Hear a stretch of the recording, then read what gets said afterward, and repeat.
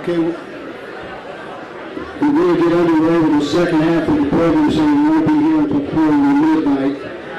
So we ask that you hold your chatter down, please, and show the respect that these award winners deserve tonight. And now for the main event, the induction of the class of 2017 of the Harness Racing Hall of Fame.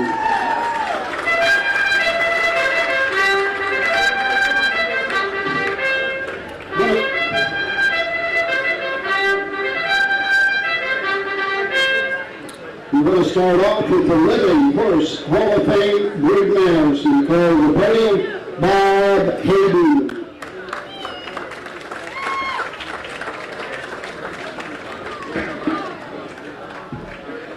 Should Bob do it? Thanks, Mike. We are now going to be looking at the Living Horse Hall of Fame brood mares. It's my privilege tonight to introduce the newest members of the Living Horse Hall of Fame. Tonight we will introduce the Hall of Fame brood mares first, and then the remaining Living Horse inductees later on. First up, the 2007 broodmare inductee Art Stopper.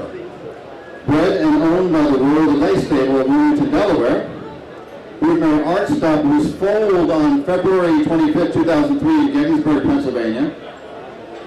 The progeny that qualified Art Stopper for the Hall of Fame are 2016's Dan Patch Horse of the Year, fastest standardbred of all time, 146 flat, always be Mickey, and You Gonna Kiss Me or Not, winner of the 2016 Blue Chip Matchmaker Yonkers. In 2016, Art Stopper was the leading money-winning broodmare with over $1.8 million in offspring earnings. Accepting the award for Art Stopper are Joe and Brenda Hurley, and we're about to find out if what happens in Vegas does or doesn't travel to Goshen. Joe, Brenda?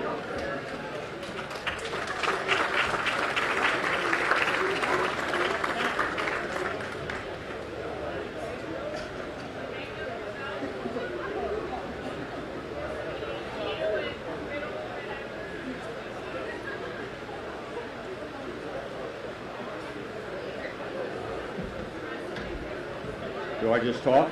Yeah. There's a standard that speakers are supposed to observe, which is to know your audience and to gear yourself appropriately. And I'm going to violate that tonight because of a couple of events. And this is serious for a change. I'm never serious, but I'm sober now. Usually I've had 4 glasses of wine by the time I get into a situation like this. One of the things that happened is the untimely passing of Hervé Filion. And secondly, actually, Roger alluded to it in talking about John Campbell and Bill O'Donnell, and also Ron Pierce. And there's a moment that every one of us has experienced in a lifetime, perhaps more than once. And when it happens, we don't even know its significance, but it's a life-changing moment. And it makes us different than what we thought we were going to be, and it takes us down a path of passion that we never realized that we would occupy. John Campbell has experienced it. Bill O'Donnell has experienced it. Ron Pierce has experienced it. Roger's going to experience it. There he is. But he's still moving. And you get to that point and you say, you know what? That was life-changing, and I never really realized that. And that happened to me when I was 18 years old and I was driving by Brandywine Raceway, just a 18-year-old, who knows what that means anymore anyhow. And I saw the lights of Brandywine Raceway, and I got out of my car and I went over and I looked over the railing, or not the railing, the fence, and I saw the most beautiful sight I'd ever seen, harness race horses in the majesty as they progressed around the turn. And the hook went in, and the passion of my life, other than, and she's sitting here so I got to say this, other than Mickey, was harness racing. And it was in my blood in a way that I never, ever, ever thought would happen. And it has been, that was a defining moment for me. And that was the first one. And the most recent one, and this is a true story, and I don't know where she is, I decided I wanted to talk in terms of karma, God's will, fate, and I thought, I don't know the expression for Jewish folks. And I'm sitting over in the corner over there by myself, and a lady sits down 2 seats away, and I said, are you Jewish? And you could get to like, okay, we got a weirdo here. And she said, yes. And I said, I'm trying to develop the name for, and she's here, she's a grandma 3 times over. What do you say? And she said, reordain, and then I hope I get this right, Beshayet. Did I get it right? Beshayet. Oh, there she is, okay. So we've all had that experience happen. And then when you get to the end, and John Campbell and Bill O'Donnell will tell you this, you look around and you go, it happened so quickly. Where did it go? So we've all had that. Everybody that's here, maybe you're with somebody that has it, you have a basic love for an animal that you could never, ever, ever explain. It's not about power, money, ego, or wealth. It's about loving an animal who becomes like one of you. Thank you very much for listening, and Mickey wants to say something. Hi, my name is Mickey, and I named Heartstopper's son, Always Be Mickey, and I want to offer my gratitude to all of you, and no, not on behalf of our mayor, but for having to listen to Joe. Thank you very much. Something she never does. Here, you get rid of it. You hold it. You hold it.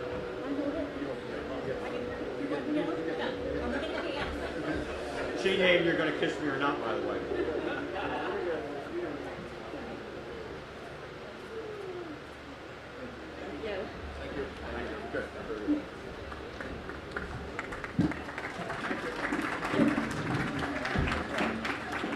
Thanks to the Horse of the Year Connections. Next up is the 2017 Broodmare inductee Veneer. Bred by Susie Stafford, Broodmare Veneer was foaled on March 26, 2003 in Allentown, New Jersey. The progeny that qualified Veneer for the Hall of Fame are 2014 Little Brown Jug winning Limelight Beach, second place finisher in the 2016 Breeders' Crown and Cane Pace, as well as Manhattan Beach and Mama's Got a Gun. All 3 sired by the 2015 Hall of Fame inductee and 2008 Horse of the Year, Some Beat Somewhere. Accepting the award for Veneer is Greg Martin.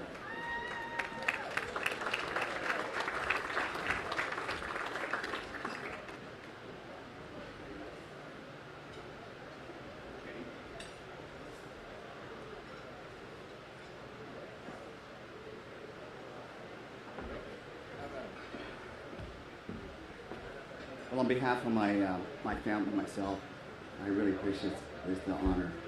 And I will say, I thought Veneer was the worst mistake I ever made. And I was just looking up the other day, and the 3 starts we had as a racehorse, which I bought her for, she made a grand total of $592. And I said, oh my God, what did I do? And then Some Beach Somewhere came up, and what a stallion. And what a bunch of great horses. And I appreciate this honor. Thank you very much.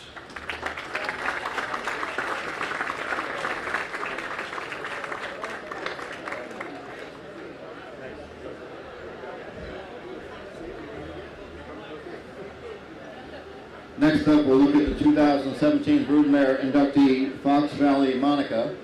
Bred by the Fox Valley Standardbreds, Broodmare Fox Valley Monica was foaled on April 29, 1998 in Sherman, Illinois.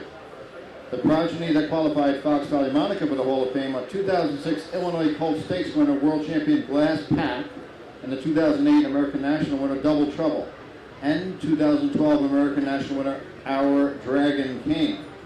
Accepting the award for Fox Valley Monica is Darren Miller.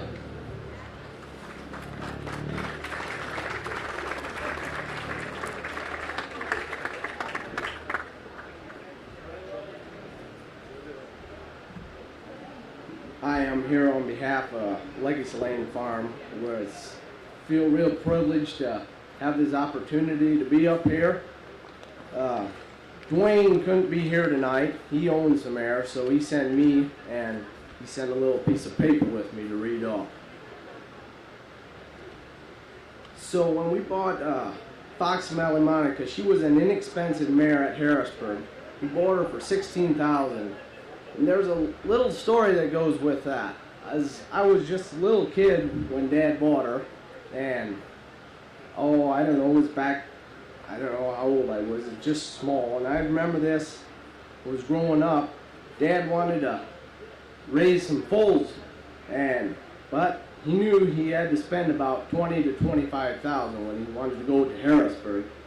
So the day came, he had $25,000 saved up, and he was going to go out to Harrisburg. But it so happened he couldn't have off of work, so he sent his brother Dennis to go out. And Dennis, he's a dairy farmer. He has no idea about horses. I mean, he knows the difference between a cow and a horse, but that's about it. If you'd say something about Dan Patch, you'd think it'd be a pirate with a patch over his ear. So Dennis goes out there, and Dad sends a book with him, and he's got all his mares marked down what he wants to buy. So Dennis calls him about halfway through the sale and says, all your mares you've marked, they're all going for too much of a price. I can't buy anything. So Dad's like, well, just do the best you can. And he calls back a little bit later, hey, I finally got one. And tells Dad which one it was. And Dad's like, oh, no, I didn't even mark this mare. It was all my hard-earned money. So about an hour later, Dennis calls again. Hey, I bought another one. And Dad's like, come on. What'd you know? It was Fox Valley Monica. He bought for $16,000. And the other mare he bought happened to raise a $200,000 Sire Stakes champion for Indiana.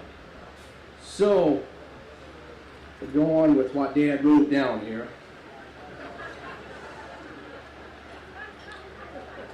So we've owned her throughout her broodmare career. We raised each of her foals. It was with great satisfaction and accomplishment that we were able to do this. Legacy Lane Farm only has between 10 and 12 broodmares. This goes to show you don't need to be a Hanover or a Winback to accomplish this. We have made a lot of friends through all this, created a relationship with everyone that owns one of her foals. We as a family had a lot of fun watching this transgress as her foal glass pack was nearing the $1 million mark. About every race he raced, we were around the little phone. We were watching that race. We would all watch every start with anticipation and have her name amongst the other Hall of Fame inductees. Has brought a great feeling of accomplishment to our little farm in Napanee, Indiana. I just want to congratulate the other people and horses that have been or will be inducted today. Thanks again, and thanks for having me here today. Wishing everyone the best of luck in the future.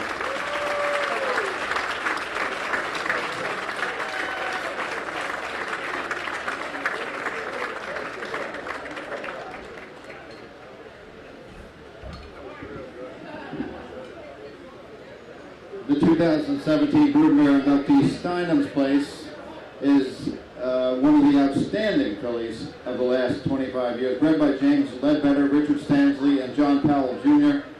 She was foaled on May 2nd, 1994 in Lexington, Kentucky. She wound up winning the 1997 Breeders' Crown and Mistletoe Chalet a year after winning the Sweetheart. She earned over $1 million for life, was voted the 1997 Dan Patch 3-year-old Pacing Filly of the Year. And the progeny that qualified Stienam's Place for the Hall of Fame are 2010 Dan Patch 3-year-old Pacing Filly of the Year put on a show, who set the 2-year earnings record at that point for a filly, 2 and 3, broken only by I Love the Nightlife. 2009 Natty LaBelle and Jugette winner Show Her the Money, and Pennsylvania Sire Stakes champion Good Day Mate. Accepting the award is a good guy here for Stienam's Place. That's Barry Griglia.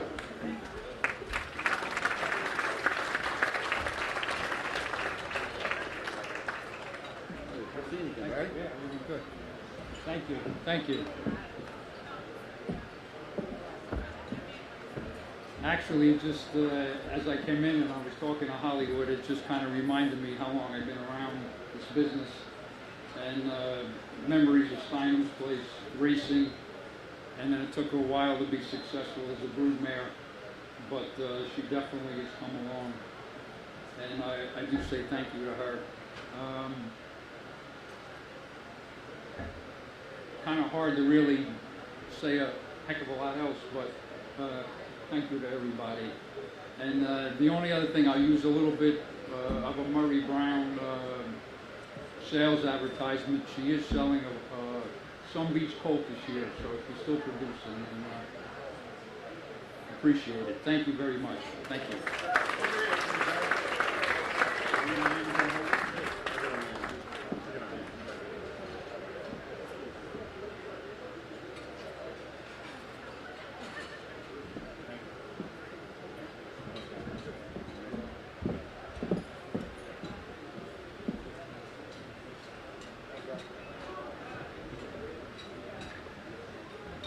The silent auction will close in about 22 minutes.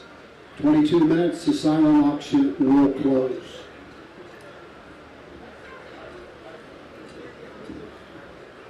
January 21st, 1968. The birth of the future Hall of Famer, Brian Sears. He grew up a third-generation horseman. His grandfather, Gene Sears, 997 career wins and $1.7 million. His dad, Jay Sears, 1,528 wins, $4.1 million.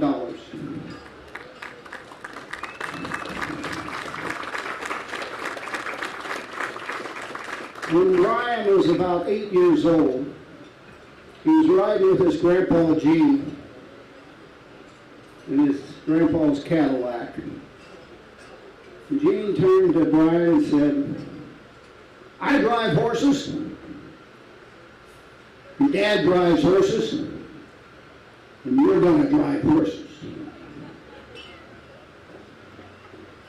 He went to school in Vernon, New York, and Fort Lauderdale, Florida. He played football both ways, a defensive back and a quarterback. You see, Brian wanted to be an NFL quarterback. The only problem was his size. Around the barn, he wasn't much into the work required. He wanted to drive. So when he was 16, he drove his first race at a county fair with a mare by the name of Alicia Blue Chip. And his driving career was off and racing. In the next 4 years, he had 8 wins and 55 drives. That while attending Auburn University and pre-vet school in 1986 and 87. But after 2 years, the bug to drive took over and he quit school. It was the beginning of a driving career to the top of his chosen profession. 9,763 wins, purse earnings of $177,922,894. He made the move to the Meadows in 1994 and had his first $1 million year. But after 9 straight years finishing second in the standings, it was time to move on. And he did it. In 2003, his first year at the Meadowlands, he doubled his earnings. And then in 2004, the start of 8 straight years of $10 million or more. Driver of the Year in harness racing in 2009 at the Meadowlands and various stops on the Grand Circuit. 26 Breeders' Crown wins, 4th in money earnings of over $10 million. Winner of the Little Brown Jug, the Hamiltonian, Kentucky Fraternity, Meadowlands Pace, North American Cup, Yonkers Trot, the Messenger, the Cane, 2 Adios wins, Battle of Brandywine, Canadian Trolley Classic, and many other classic events. He holds the record for earnings in one day, Saturday, August the 8th, 2009. He won the Peter Houghton, the Hamiltonian Oaks, the Hamiltonian, 2 overnight drives, and was second in the U.S. Pacing Championship. Those horses that day earned $1,555,674, and Brian Sears took home $77,783.70. A record that still stands in harness racing.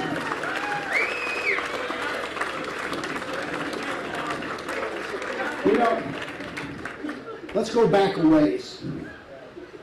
I'm sure most of you remember Robert Young and the TV show Father Knows Best.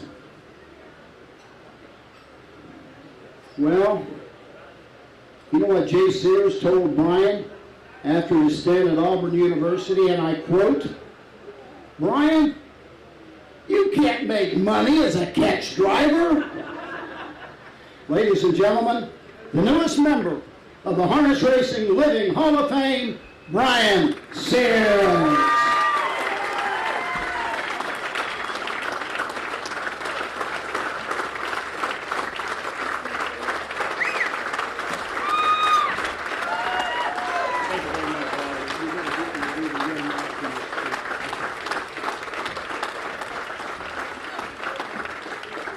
Thank you all very much. Thank you, Roger. That was great. That was great.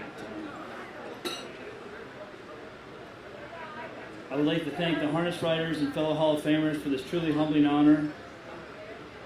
I never imagined in my life that I would be amongst all the greats in the Harness Racing Hall of Fame. It's truly an honor. Thank you very much. I would like to congratulate Steve Wolf and Gordon Waterstone. They worked very hard to promote our sport. Congratulations to Hannah Miller for her accomplishments as an amateur driver. I will be forever grateful to this sport for the positive impact that it's made in my life.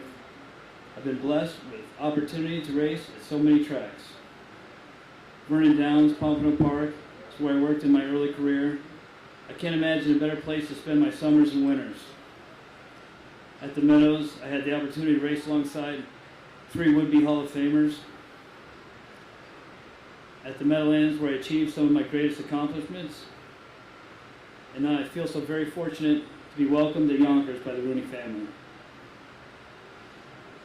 Sometimes on a spring afternoon at Yonkers, just scoring a horse down, I just think to myself, what a great way to make a living. It's really amazing that I get paid to do this job sometimes. I think back when I was 12, my dad gave me a deal on a homebred colt, and he said, "You take care of this colt," and I worked on that colt, just one horse all day, all summer, and the deal was I'd get 5% whatever that colt made. And funny how it all worked out. I'm still working for 5%, but I did learn a lot, and it's been amazing. So to my dad, thank you for always being there, for all the good advice, and that we were able to keep things in perspective for me. I've been privileged to drive some great champions, and they are certainly a big part of why I'm here tonight. I want to thank the owners and trainers, but also I want to thank the owners and trainers of all the horses I've been fortunate enough to drive through the years. And tonight I see so many faces, and I want to take the opportunity to thank all of you for your support and your friendship. It means so much to me. And last, I want to say that my mom was always my biggest fan, and I know she'd love to be here tonight, and she'd be very proud. Thank you very much.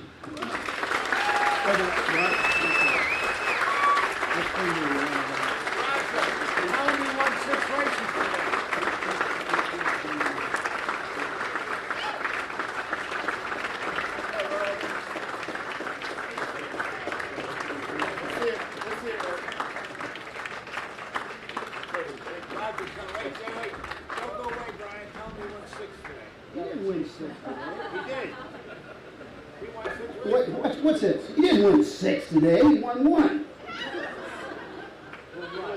One race. Oh, did he win after I left? 6-0. Did you win? Oh. How much you win, Brian? I guess I left too early. Yeah, yes, you did.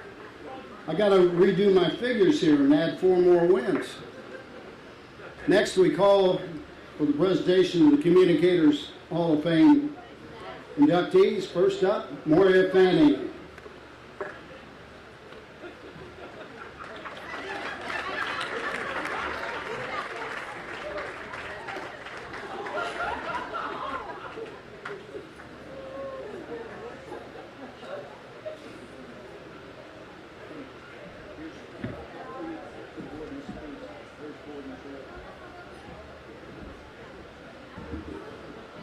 Hello, good evening. Is it on? You speak into it. No. How about now? Now? Okay. Nope.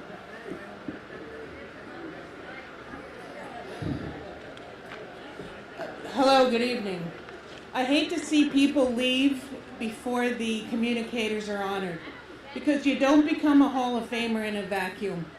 You don't become known, your horse's exploits don't become recorded, and you wouldn't be here tonight if the people watching didn't learn about you and read about you. So these guys deserve your attention. Gordon was not born into harness racing. The sport should be eternally grateful he adopted it. Where is he? Okay. It's one of my favorites, yeah. I've known him since I first worked for the Breeders' Crown. He made things so much easier for everybody that ever worked for him or with him. He was lured away to the Horseman and Fair world. The magazine not only got a great writer, but a conscientious editor, a harness racing historian who loathed hyperbole, but liked facts and details. You can read all about his accomplishments in the journal. What any horseman will tell you is that looks, pedigree, conformation are important in trying to choose a winner. The intangible is heart. Gordon has the heart and will in his own low-key way of a champion. Welcome to the Communicators Hall of Fame. Where is he?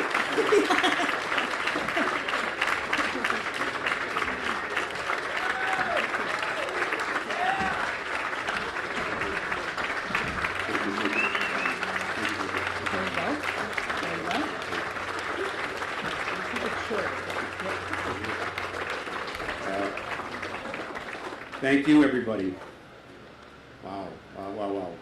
First, I want to congratulate everyone that's been honored here tonight, especially my great friend Steve Wolf and Brian Sears, who is one of the many horsemen and horsewomen over the years who's called me back or taken my calls and paved the way for me to be up here tonight. I also want to take a second to thank Janet Terhune and the rest of the staff here for a wonderful evening. It's truly humbling to be standing here, introduced by Moira, of course, one of my dearest friends, and to be on the podium with Roger, who's moved down there, and at a podium with Harry Harvey's name right in front of me. If you'd asked me back in early July 1979, when I first began working as a publicity assistant at Hazel Park, if I'd someday be standing here, inducted as a Communicators Hall of Famer, I'd have told you the odds were probably better that a reality TV star would be elected President of the United States. I was only an assistant for 2 years, and when Greg Magretto moved over to the race office, I took over the helm of that department. I was first introduced to racing by my father, Alvin, who took my brother Bill and I to actually the thoroughbreds over at, mainly over at DRC to see the Michigan Mile and some at Hazel Park. I began going to the harness racing, sneaking out at night with my friends, especially good buddy Gary Katz, who I actually owned 2 horses later on with. So I guess at that time it was destined. But it was a risk going into Hazel Park because it was just 84 dates. You know, I had a full-time job at a paint company that I got out of, but this is only part-time, but I soon got a call from Nan Rackett at Northville Downs, the Jackson and Northville meet. So now I was a PR director at Jackson and Northville. A couple years, I got a call at Northfield Park, so I went there for a couple years. So, and in taking the job at Northfield, I got lucky because I had relatives that lived in Akron. and they gave me a chance to stay at their home while I was there. So I took it with my aunt and uncle. And I'm thrilled tonight that my aunt is here, who lives in Akron, lives in New York City now. My aunt, I introduced her all night as Florence, but to me she's been Aunt Babe, because when I was a toddler I couldn't say Florence, so I called her Babe. So she's here tonight, and I'm thankful that she and my Uncle Aaron took me into their home. You know. But I think I wore out my welcome, because one day my dad showed up and he said, "I found your room with the Brexville motor in, you're getting out of here." And I moved over there and I paid $63 a week to stay there. And I also want to thank my cousin Steve, who's here from Massachusetts. He came in, they met, and they drove in. Steve and his family had a nice cottage in Holland, Michigan, and I'd spent a couple summers over there. What I told him today is I didn't really go to see him and his brothers. I came to see the little neighbor girl who I had a big crush on. And she loved to bounce up and down on the trampoline. But, you know, my aunt is my sister, is my mother's sister, and she can't travel. She's 87 and not in the best health, and she's home. I'm glad, though, at least today I can tell her she didn't raise a college dropout. She, you know, Hall of Famer, and my brother Bill is there with her.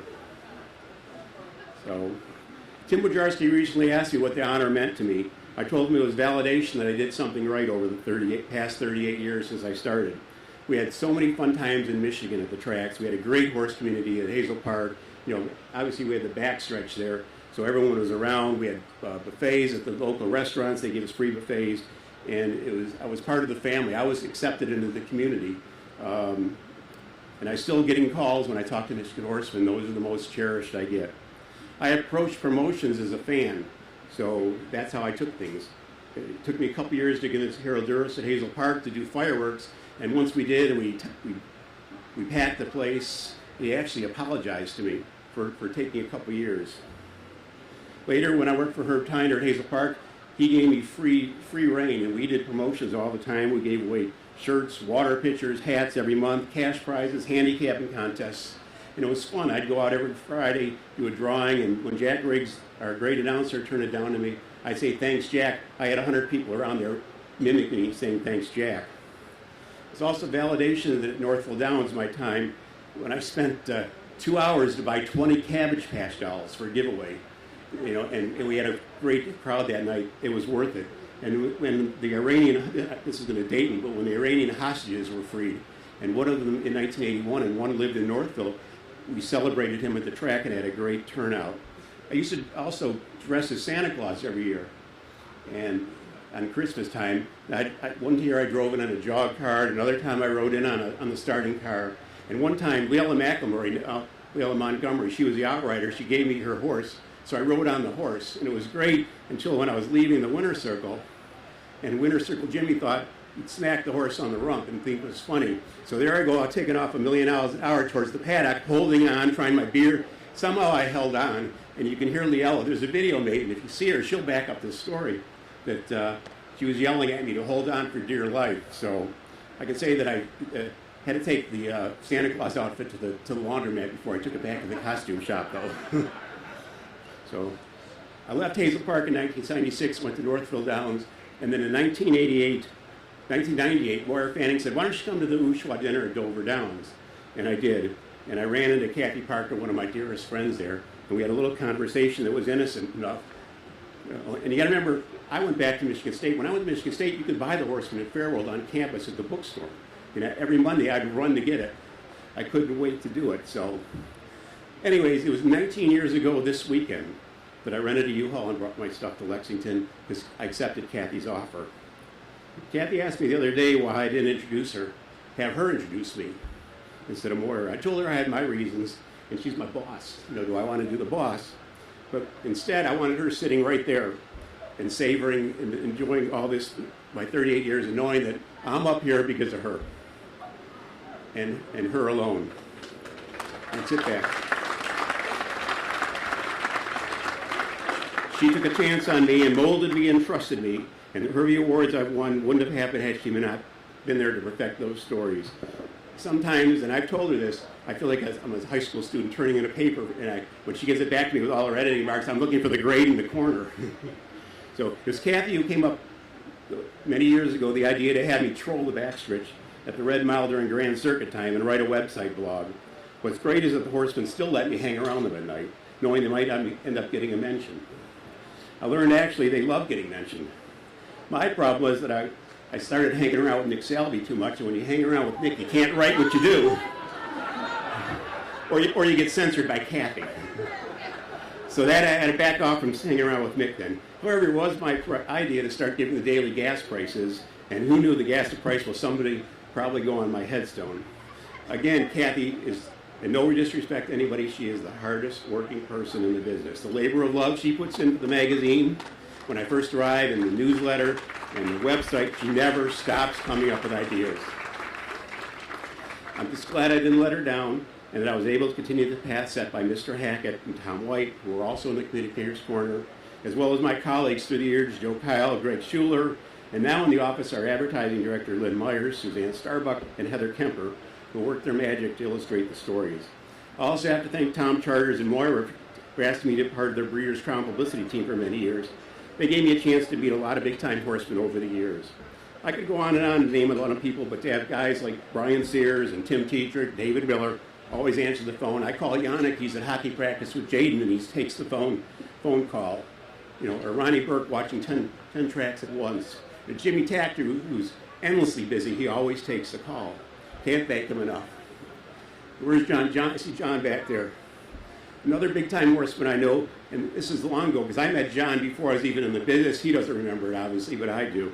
And that was growing up in Detroit, Windsor, John Campbell. I'm in the small group that actually saw John's first maybe 100 wins and first $50,000 in purse earnings. So when you look up class in the dictionary, it says John Campbell. As Paul Kelly just put on Facebook, you're the Wayne Gretzky and Gordie Howe, which is my namesake, of harness racing.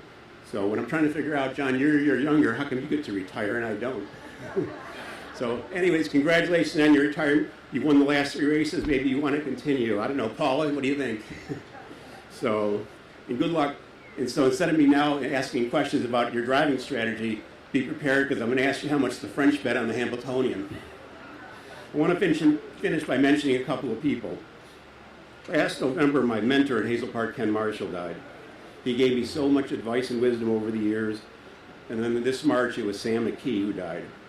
I received a really, really nice text message from his wife, Chris, last night congratulating me and telling me how thrilled Sam was when he learned that I was going to be joining him in the Communicator's Corner. I'm surely I've forgotten somebody, like my assistants at Hazel Park, Linda, Susie, and Kim, who also obviously helped through the years. And that's what happens through 40 years, so through all this. Also, as I said before, awards, it's not the awards, it's the relationships. I found that out the last few days. The relationships mean a lot more than anything else. Again, thank you for this great honor. And if you come to Lexington, gas was $1.96 a gallon.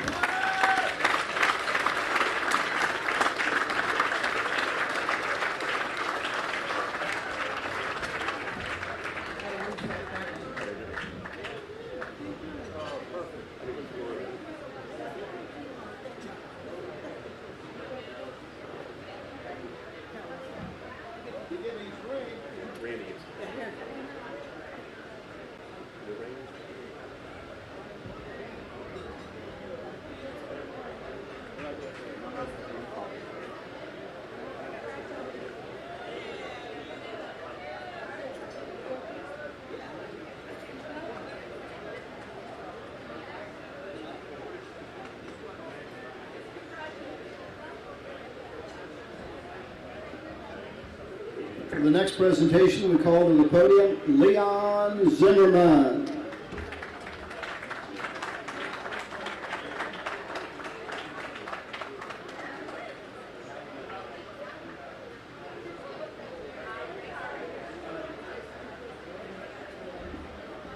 There's Steve's room.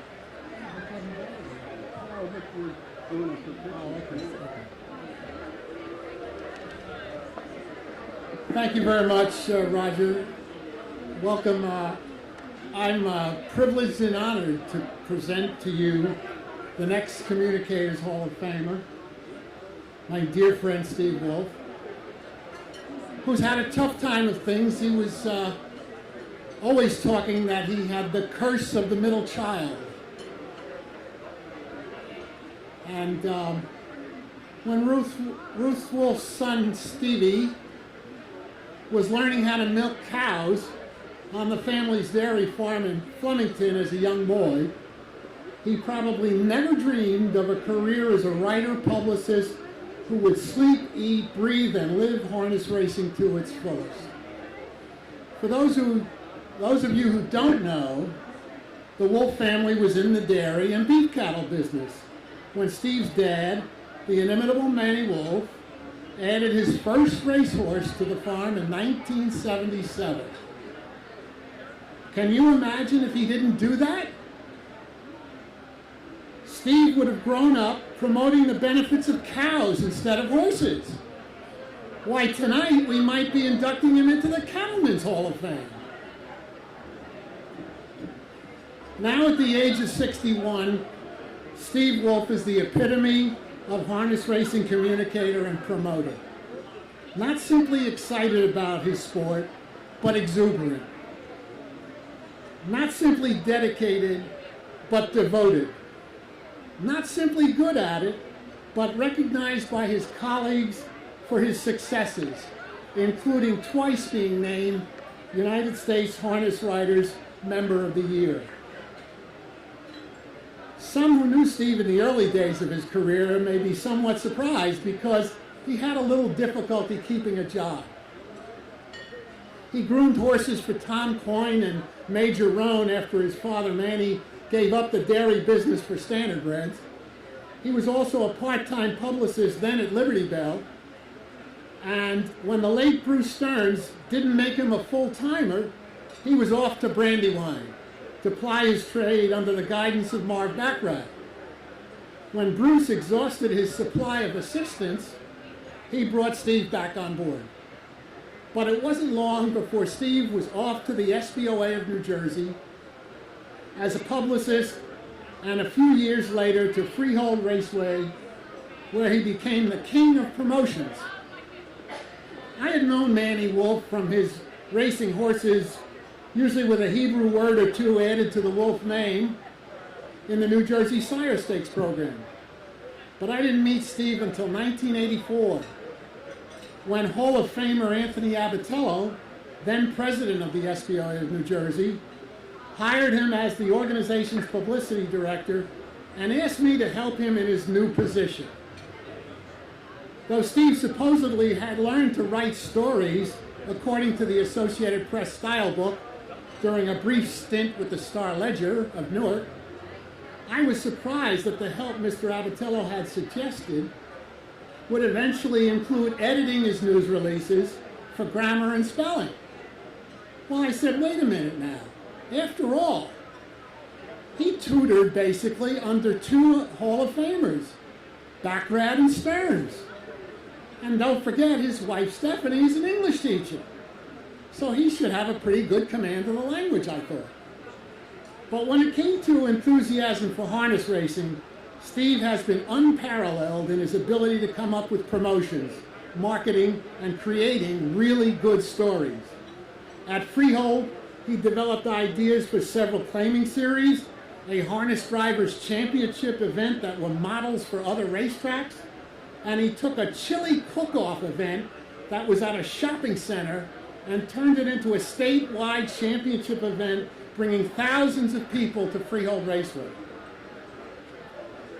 And then there was the widespread publicity he created for racing appearances at Freehold of the pacer Hi-Ho Silverheels, and the person who the horse was named for, the late actor Jay Silverheels, who played Tonto on the Lone Ranger TV shows. Steve was more than a writer and a publicist. He also discovered and brought to Freehold from Australia the popular harness racing fireworks stunt show of Vincent Silvestro and his horse, Hand Me Silver, which appeared at numerous other racetracks.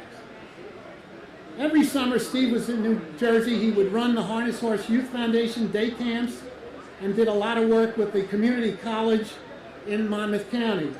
Over the years, he helped a lot of people get a boost in their harness racing careers. Those who worked for him include Greg Blanchard, General Manager at Western Fair. Barry Brown, General Manager at Harris Chester. Harness, and let's not forget Harness Racing social media diva, Heather Vitale. Steve's next stop was in Florida to be Director of Marketing and Communications at Isle of Caprice Pompano Park, where he was Director of Marketing and Communications and later Senior Director of Racing, using his talents to boost interest in harness racing throughout South Florida. He's now a consultant for Harness Link and Hippodrome 3R Racetrack in Quebec. Can I have your attention, please? Can we have some attention? Steve's devoted service to USHWA included being national president, chapter president in 2 states, journal chair, annual dinner co-chair, and he's received top awards from the North American Publicists and the Harness Horse Youth Foundation. Looking back, Ruth Wolf's son Stevie made one very significant and critical decision along the way. While a journalism major at Temple University, he met Stephanie, a fellow student who worked with him on the school newspaper. Later, as a middle school English teacher, she invited him to speak to her class about journalism. She even took him out to dinner as a thank you. That was not a date, however. No date. It was pay him back. Steve and Steffi's first real date came later. And you guessed it, he took her to see one of his father's horses race at Liberty Bell. Well, they became husband and wife and are the proud parents of 2 terrific sons, Philip and Ryan. Ladies and gentlemen, as I said, it's an honor and a pleasure for me to introduce my longtime friend and colleague, Steve Wolf, for his well-deserved induction into the Harness Racing Communicators Hall of Fame.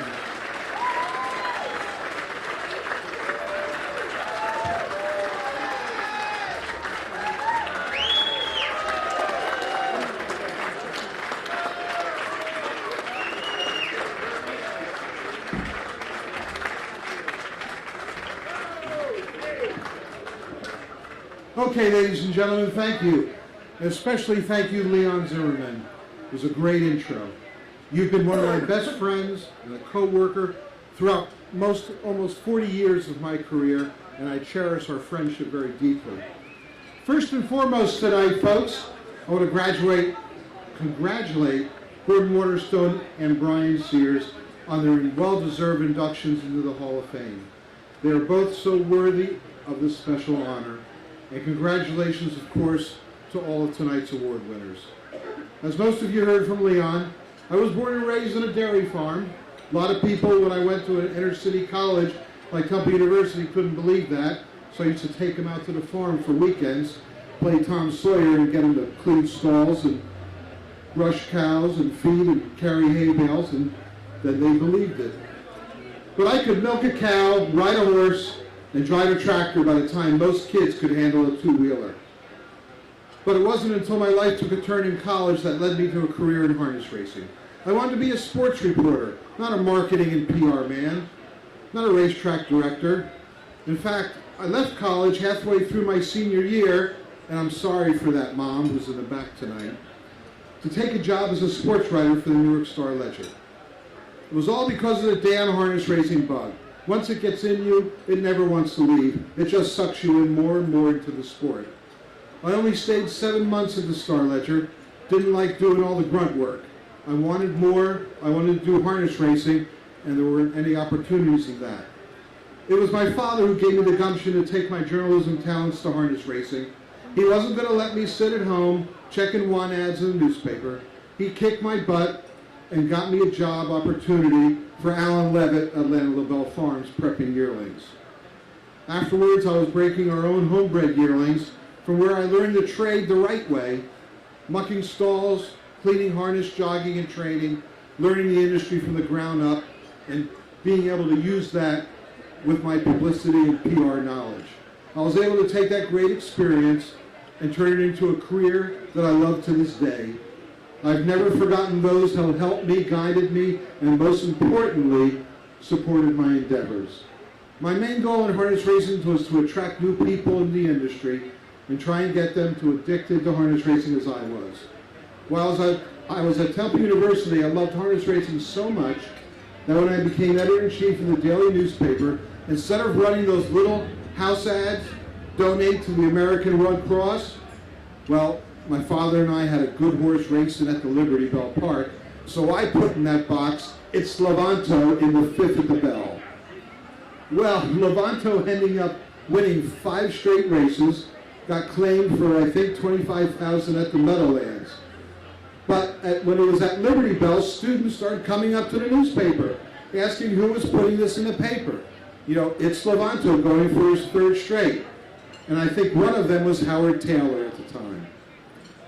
Whether it was through handicapping races, trying to give people winners to make money on, running hands-on day camps for young people at tracks, farms, and training centers, even bringing over that crazy Australian who did the unbelievable fireworks stunt show.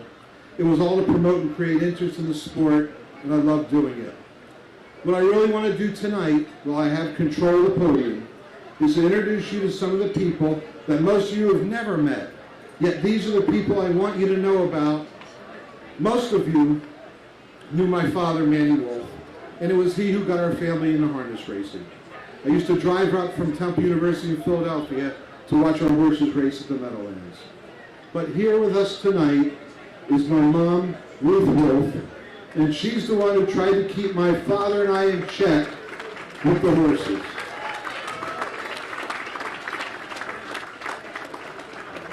She and my father always supported my endeavors to work in the industry, and I can never thank them enough for their love. Being here in Goshen is extra special, as we always raced here, our young horses here during Hall of Fame week. In fact, it was my mom who donated the bench on the 2nd floor for the wives of the horsemen to have a place to sit while their husbands toured the displays year in, year out. Also with me tonight is my brother Michael and his wife Carol. It was Carol, my sister-in-law's father, Sam Lance, who taught me how to bet the races, and man, did we make some money in those early days. And my brother Michael, I want to thank you not just for being a great brother, but it was you who took me under your wing in high school and got me started working on the weekly school newspaper that led me to a career in journalism. With us tonight is my younger sister, Alana. She was the spoiled brat of the family, and I still can't believe that I was training and grooming horses for nearly 3 years, and the only photos my family has is the two times that she ever jogged a horse. Also with me tonight are my 2 sister-in-laws, Margarita Sulpizio and Alexis DeSanto. And they were great, but it was a little tough in the beginning when this nice little Jewish farm boy from New Jersey moved in to live in their house in South Philadelphia. And they taught me Italian the hard way, telling me expressions that I had to go and ask my mother-in-law what they were, and then get hit with a rag, what they call a mapin, until they told me what they were talking about. And most of you via Facebook know who my mother-in-law is. Her real name is Margarita Sensi Paulo, but we call her Nana. She's lived with us in Florida since 2003 as a fixture in our Humber home. She's the brunt of too many of my jokes, but I love her so. Back in the early days, it was Nana and her husband Julius who took this farm boy in their home in South Philadelphia, and I can never thank them enough for that. I know the first time I took my father-in-law Julius to the races at Liberty Bell Park, and our horse won, and he got his photo taken in the winner's circle, put him on top of the world, because the next day he couldn't wait to get to the construction site and brag to everyone there. But just like a yearling, people need to be schooled or trained, and I could never have asked for better teachers in our sport than who are already in the Hall of Fame, and three of those 4 are with us tonight. Maude Brockrod saw the raw talent and hired me to work for him at Brandywine, and I learned from the very best. And it was at Brandywine where I developed a friendship with the next Hall of Famer by the name of Jerry Connors, who today we are still the best of friends and co-workers. Back in those days, Jerry and I used to handicap 5-6 tracks a day, fight over who would put the results on the USTA hotline, and discuss the great horses and horsemen we got to watch and work with day in, day out. And we also put up the best running numbers ever on the tote boarding TV screen during a live race.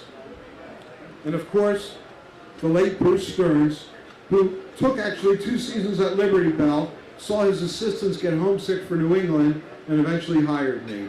Bruce was the best, and he motivated Jerry Connors and myself to always do our best and then some.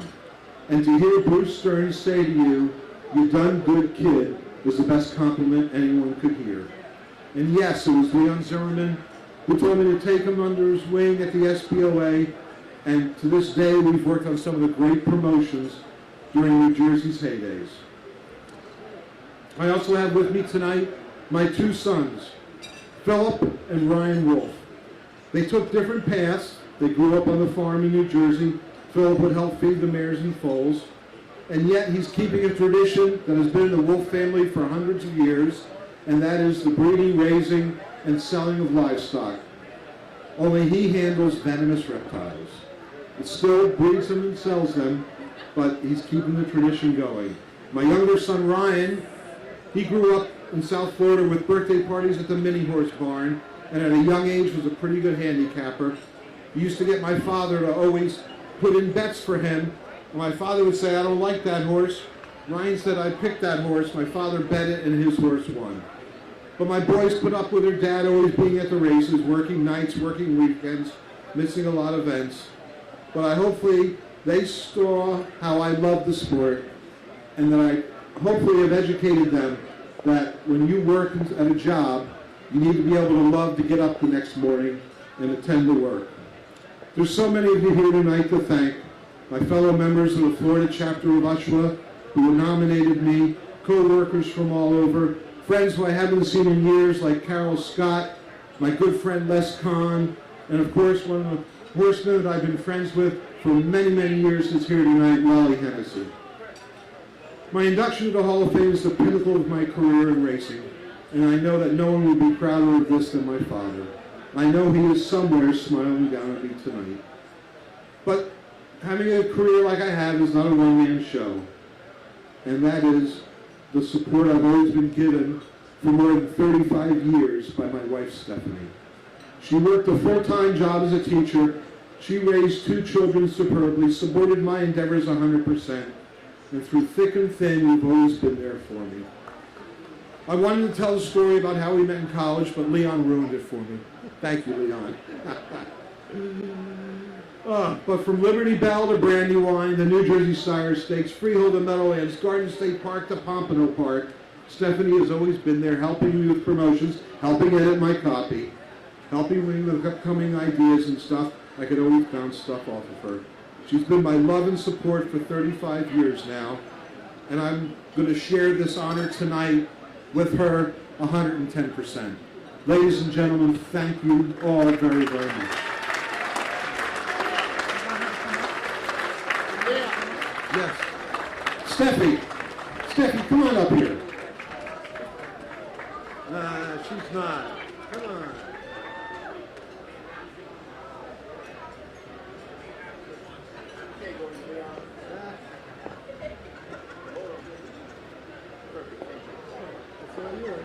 Thank you. Don't forget to give me the ring. You gave me the ring. Oh, wait a minute. Yeah. Also at this time, I want to present Steve with his official Hall of Fame Communicators ring. Congratulations again. Good, thank you.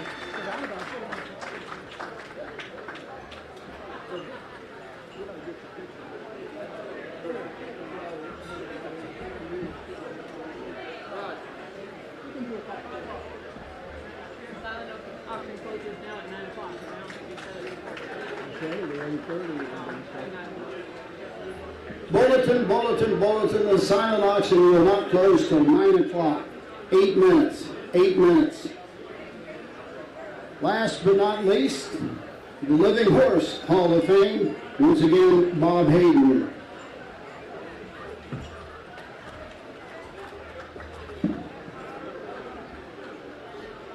The Living Horse Hall of Fame has 2 spectacular entrants this year. Let's start right off the bat with Mr. Muscleman. He was bred by Brittany Farm in Sparjay Stable. The trotting gelding Mr. Muscleman was foaled April 23, 2000 in Versailles, Kentucky, from the first crop of Muscles Yankee. Trained by Noel Daly, driven by Ron Pierce, the three-time divisional winner Mr. Muscleman is currently ranked 5th among all leading money North American trotters of all time. He finished off the board, get this, 8 times in 6 seasons. As a 3-year-old, Mr. Muscleman's wins included the Bluegrass and Harold Danson Memorial. The following year, 3 victories in the Breeders' Crown, Canadian Trotting Classic, and Kentucky V30 contributed to his being voted the 3-year-old Trotting Colt of the Year, and his earnings of $1,178,115 were the most ever by a 3-year-old trotting gelding. In 2004, he won the Maple Leaf Trot and the American National, and helped earn Mr. Muscleman himself the title as the older trotter of the year in both the United States and Canada. In 2005, the 5-year-old Mr. Muscleman's victories included the Breeders' Crown and the Maple Leaf Trot. And that Maple Leaf Trot was against Peaceful Red. His season's earnings of $1,364,220 were the most ever by an older standardbred gelding, and made Mr. Muscleman the only standardbred ever to earn $1 million in 2 non-consecutive seasons of North American racing. He was voted the 2005 Trotter of the Year and Older Trotter of the Year. In 2007, the 7-year-old Mr. Muscleman on the comeback trail finished a close second in Sweden's Elite Lot. Mr. Muscleman has been a resident of Kentucky Horse Park's Hall of Champions since October 2009. The members of the Harness Racing Museum elected him to Harness Racing's Hall of Fame in December of 2016. Accepting the award is the man who purchased Mr. Muscleman, Adam Victor.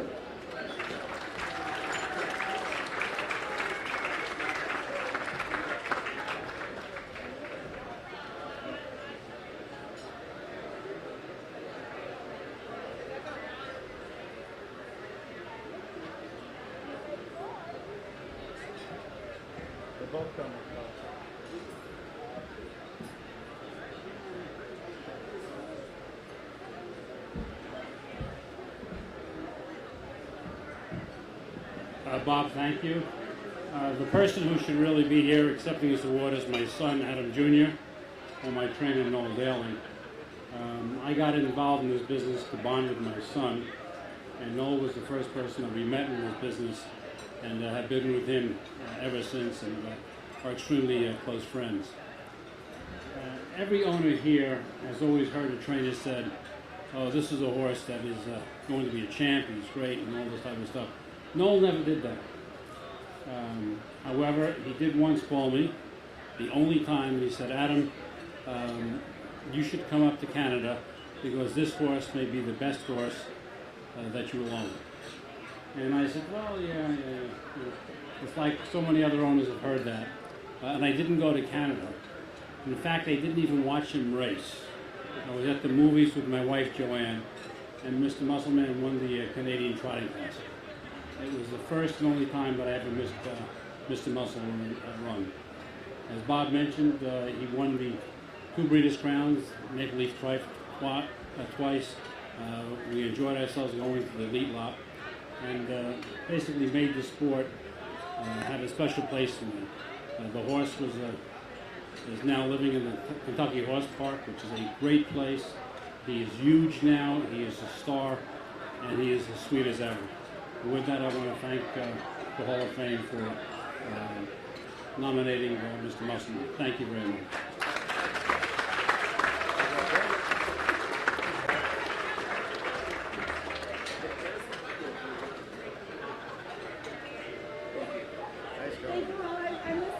Oh, so good. Earned it, boy. You talk about earning it. Right? That's for sure. Last but far from least on the list of horses going in tonight is the 2010 Horse of the Year, Rock and Roll Heaven. Bred by athlete Cotton Nash, Julie Nash, Francine Nash, and Steve Stewart, the Horse of the Year in 2010 World Champion pacer Rock and Roll Heaven was foaled on April 29, 2007 in Paris, Kentucky. He was trained by Bruce Saunders, and his primary driver was Dan Dubé, even though John Campbell took a turn for 2 months in the summer of 2010 when Dubé was injured.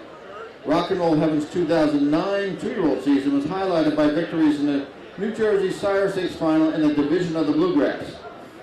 In 2010, the three-year-old Rock and Roll Heaven won 16 of 21 starts, earning $2,156,192, that year's leading money-winning standardbred. Victories included the Breeders' Crown, Little Brown Jug, Tattersalls, Battle of the Brandywine, Messenger Stakes, Berries Creek Final, Matron Stakes, Bluegrass Stakes, and New Jersey Sire Stakes Final. He won his final 10 starts. And he won the Little Brown Jug in record time. Rock and Roll Heaven became the first horse to pace 2 sub-150 miles on the same day on a half-mile track. Rock and Roll Heaven was voted the 2010 Dan Patch Horse of the Year, Dan Patch Pacer of the Year, and the Dan Patch and O'Brien 3-year-old Colt Pacer of the Year of 2010. Rock and Roll Heaven currently stands at Windback Farm in Walden, New York, and the members of the Harness Racing Museum elected Rock and Roll Heaven to Harness Racing's Hall of Fame in December 2016. Accepting the award for Rock and Roll Heaven is Joe Bellino, the owner.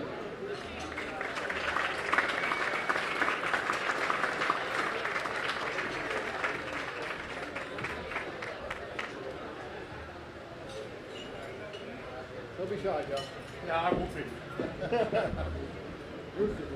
All right. Last but not least, pumped.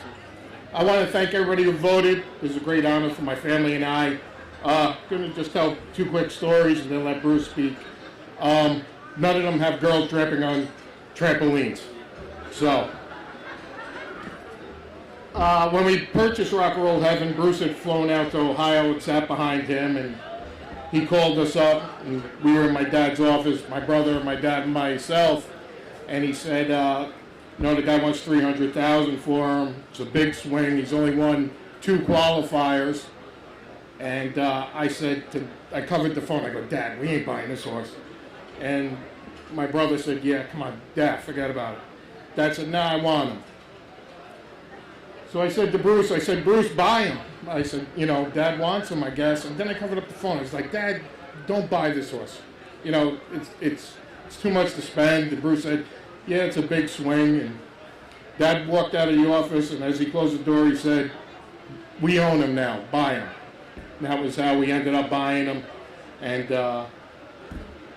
Bruce did an unbelievable job with him through his campaign. It was, at that time, it was my brother, myself, and my dad. My brother, that Monday, we were sending him to Blue Chip Farms to become a stallion. And we went to say goodbye, and Rock and Roll Heaven bit my brother. And my brother passed away the Sunday, Monday we said goodbye. My brother passed away suddenly the Sunday that we said goodbye. So he went up to Blue Chip and he did very well. And this year he was at Alabar in Australia and was the second leading sire in Australia there. So we're very proud. I want to thank everybody who's bred to him here in New York, New Jersey, and back in New York. And we cannot express our thanks to everyone who's ever, bred to him and supported him. And I've met some great people with this horse and some really, really, truly heartfelt people who reached out to my family. And I can't express how grateful I am for Bruce and what he's done for us. And we keep buying and we're trying to find another one. Thank you.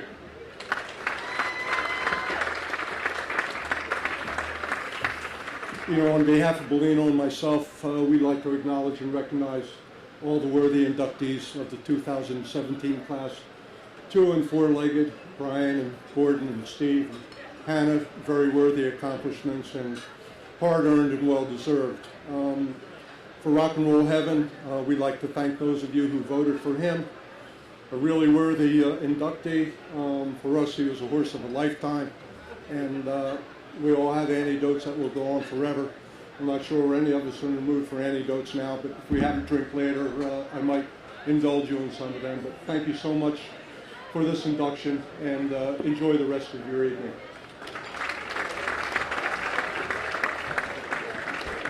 Joe Bellino. Joe,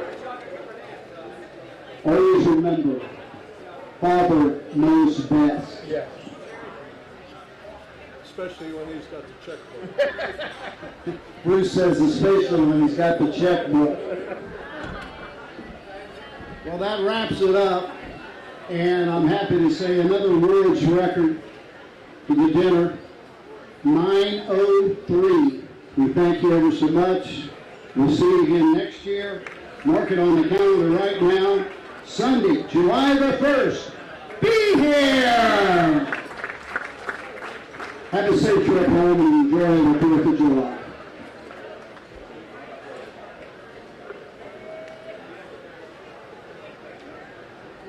Wraps it up, and I'm happy to say another world's record for the dinner, 9:03. We thank you ever so much. We'll see you again next year. Mark it on the calendar right now. Sunday, July the 1st.